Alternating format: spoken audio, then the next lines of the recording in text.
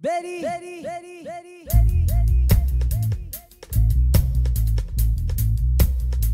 Ce que je veux faire en premier, c'est de trouver l'hypoténuse. Donc, on a 6 contre-marches à 176 mm, 5 girons à 265 mm. On va trouver l'hypoténuse. Donc, l'hypoténuse de 176 puis 265 mm, est 318. Excellent. 0,12. Bon. Donc, la diagonale de 318,12. Donc, je vais venir me marquer sur mon morceau. Là, je vais partir en haut à gauche parce que c'est plus facile et plus visuel pour les élèves. On a 318,12 mm pour le premier. 636,20. Le but de tracer les diagonales, c'est d'avoir beaucoup plus de précision.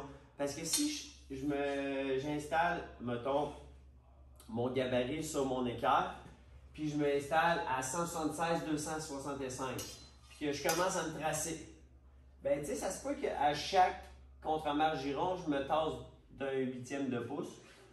Puis à la fin de mes marches d'escalier, si j'ai 14-15 marches, ben ça se peut que je sois un pouce plus loin. Puis si j'ai une course limitée, il faut que j'arrive sur un palier. Il faut vraiment que tu sois précis.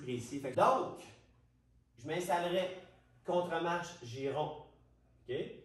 Donc, contre-marche, on a dit 176. Fait que je viendrai m'installer à 176 sur mon équerre. Et 265 ici sur la règle. Puis là, je viendrai me tracer comme ça. Là, je marche, giron, contre-marche, giron, giron, contre-marche, giron, contre-marche, giron.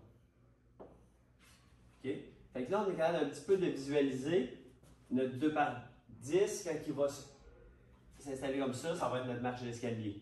Donc, j'aurai ici ma coupe de pied. Et j'aurai ma coupe de tête ici. Positive ou négative.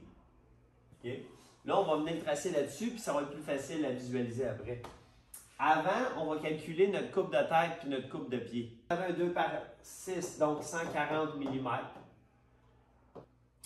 16 mm pour le faux plancher, puis on avait une finition de plancher aussi de 16 mm, si je ne me trompe pas. On va retourner voir juste pour être sûr. Ah, mais je l'ai ici. 16. Ouais, c'est parfait. Et on n'avait pas de plancher au rez-de-chaussée. Puis on a une marche. La marche de 30 mm. Ça va jusque-là. Fait que là, pour la coupe de pied. La coupe de pied, dans le fond, on prend la hauteur de la contre-marche. Donc, 176 mm. On enlève l'épaisseur de la marche. Parce que si je n'enlève pas l'épaisseur de la marche, qu'est-ce qui se produit? Je vais avoir une contre-marche de 176 plus 30. Fait que ta première marche, elle serait trop haute comparativement aux autres. Fait que je n'ai pas le choix d'enlever l'épaisseur de la marche. Donc, j'enlève le 30 mm. Puis si j'avais eu un plancher au rez-de-chaussée, exemple, un plancher de bois franc, mais il aurait fallu que j'ajoute 19 mm. Parce que sinon, ben là, je me serais retrouvé, une fois toute ma finition de plancher faite, avec une contre-marche plus courte que toutes les autres. Tu me suis jusque-là? Vous me suivez? Donc, 176 moins 30, on est à 146 mm la coupe de pied. Ça va jusque-là. Puis pour la coupe de tête, c'est le contraire. J'ai ma contre-marche, j'ai 176. J'ajoute l'épaisseur de ma marche. Fait que contre-marche plus marche. Donc 30 mm. Ensuite de ça, j'enlève tout mon palier. Fini. Donc, 176 plus 30, on est à 106 mm. Moins 16 mm. Moins 16 mm.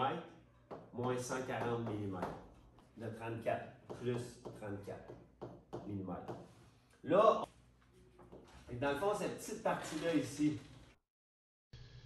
Donc ici, là, le petit bout en haut à droite que je suis en train de dessiner au ralenti, c'est ma coupe de tête de 34 mm. Là, la petite coche juste au-dessus de la contre-marche. Donc on va le voir un petit peu plus loin comment le dessiner. Donc, On a trouvé notre coupe de pied. Notre coupe de pied ici, on avait 146 mm, c'est ma coupe de pied ici. Et 34 est positive. Fait que positive, je monte vers le haut de 34 mm. Si elle avait été négative, ma coupe, je serais descendu ici. Exemple, si j'ai un plancher en 2 par 10, 2 par 12, 2 par 16 pouces, des poutrelles, mais souvent, ça va être coupé quasiment en droite parce que mon plancher est trop long. C'est juste que si des fois je suis capable d'aller me glisser en dessous, ben, ça me rajoute du clouage et c'est plus facile. Betty, Betty, Betty, Betty, Betty.